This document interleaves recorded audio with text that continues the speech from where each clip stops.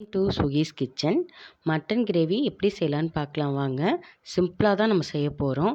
அதுக்கு ஒரு 400 gram mutton எடுத்து மஞ்சத்தூள், ஒரு பச்சை மிளகாய் கீரி போட்டு, சின்ன தக்காளி நல்லா 4ஆக நறுக்கி போட்டு, உப்பு, சீரகம் 1/2 ஸ்பூன் போட்டு குக்கரில் 3 விசில் விட்டு எடுத்து வச்சுருக்கேன்.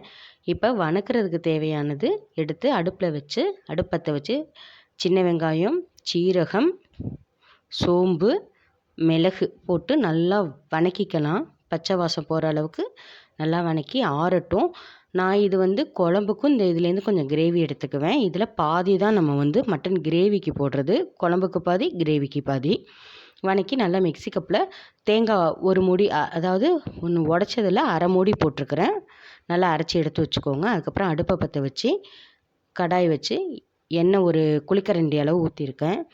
சோம்பு போட்டு சின்ன வெங்காயம் நறுக்குனது தாளிக்கிறதுக்கு அது போட்டு, தக்காளி, கருவேப்பிலை எல்லாம் போட்டு வணக்கிடுங்க. வணக்கிட்டு இந்த வெந்த கறி இருக்கு இல்லையா, அதையும் எடுத்து அதோடு போட்டு ஆட் பண்ணிக்கோங்க.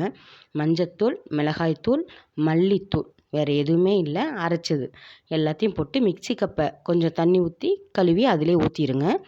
ரொம்ப தண்ணி ஊற்ற வேணாம், இந்த அளவுக்கு தண்ணி ஊற்றினா போதும். நல்லா சுற்றி கிளறி விடுங்க. அது ஒரு அரை மணி நேரம் நல்லா இதாகி வரட்டும். ரொம்ப ஃபுல் ஃப்ளேமில் வைக்க வேணாம், ஆஃப் ஃப்ளேமில் வைங்க போதும்.